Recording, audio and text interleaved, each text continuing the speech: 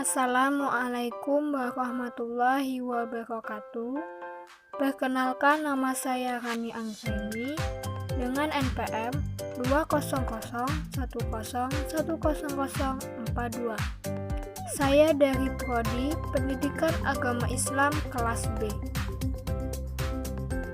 Di sini saya akan menyampaikan materi pendidikan agama Islam yang berjudul Meyakini Qada dan Qadar Allah Subhanahu wa Ta'ala. Yang pertama, saya akan menjelaskan pengertian iman kepada Qada dan Qadar Allah Subhanahu wa Ta'ala. Secara bahasa, Qada atau Al-Qada adalah hukum, ketetapan, kehendak, pemberitahuan, dan penciptaan. Menurut syariah Islam, Qada atau Al-Qada adalah ketetapan Allah Subhanahu wa Ta'ala tentang segala sesuatu yang berkenaan dengan makhluk, dengan menciptakan, meniadakan, dan merubah keadaan mereka sebelum menciptakannya sejak zaman azali sesuai dengan iradahnya yang maha sempurna. Sedangkan pengertian Qadar atau Al-Qadar secara bahasa adalah akhir atau batas sesuatu, kadar, ukuran, dan kepastian. Menurut istilah, Qadar atau Al-Qadar adalah apa yang Allah Subhanahu wa Ta'ala takdirkan sejak zaman azali yang berkaitan dengan apa yang akan terjadi pada semua makhluknya. Yang kedua, dalil Al-Quran dan hadis tentang Qada dan Qadar Allah Subhanahu wa Ta'ala. Ada 4 bagian dalil yang berkaitan dengan hal tersebut. Yang pertama, Allah menciptakan makhluk berdasarkan Qadar. Allah berfirman dalam surat Al-Qamar ayat 49, yang artinya, sungguh kami menciptakan segala sesuatu menurut ukuran. Quran Surat Al-Qamar ayat 49. Yang kedua, Qada dan Qadar Allah Subhanahu wa Ta'ala untuk setiap makhluk telah tertulis di Lauhil Mahfuz.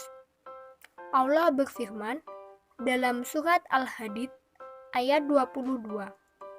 Yang artinya, setiap bencana yang menimpa di bumi dan yang menimpa di dirimu sendiri, semuanya telah tertulis dalam kitab atau Lauh Mahfuz. Sebelum kami mewujudkannya, sungguh yang demikian itu mudah bagi Allah. Quran Surat Al-Hadid ayat 22. Dalil yang ketiga yaitu antara kehendak Allah Subhanahu wa Ta'ala dan kehendak makhluk.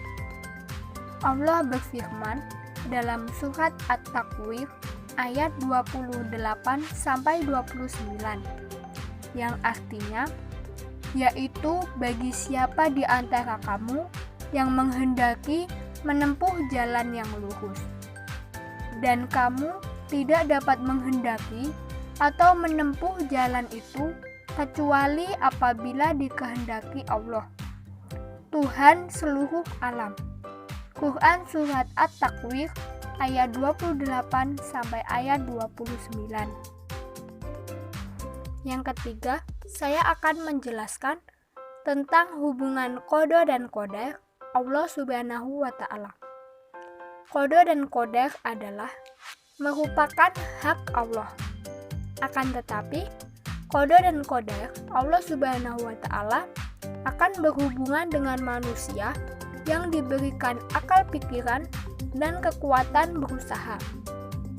Melalui hubungan antara usaha manusia dengan Qada dan Qadar Allah Subhanahu wa Ta'ala, para ulama berpendapat bahwa qadar atau takdir itu ada 2 macam, yaitu takdir mu'allaq dan takdir mubram.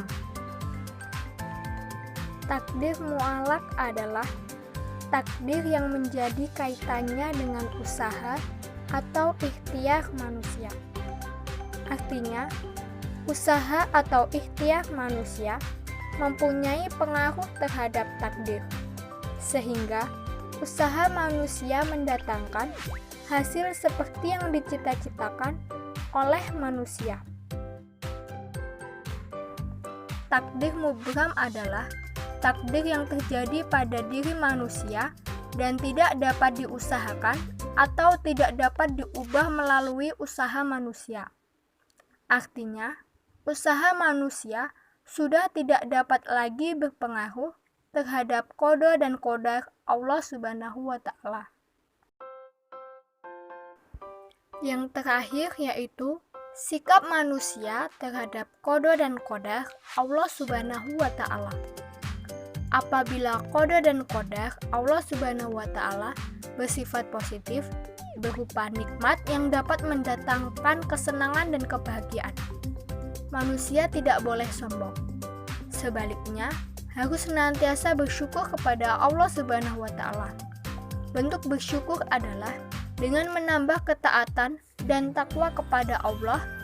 Apabila nikmat Allah itu diterima dengan penuh sikap syukur, maka Allah akan memberikan keberkahan dan menambah kenikmatan tersebut, sebagaimana janjinya dalam surat Ibrahim ayat 7, yang artinya, "Dan ingatlah ketika Tuhanmu memaklumkan, sesungguhnya jika kamu bersyukur, niscaya aku akan menambah nikmat kepadamu.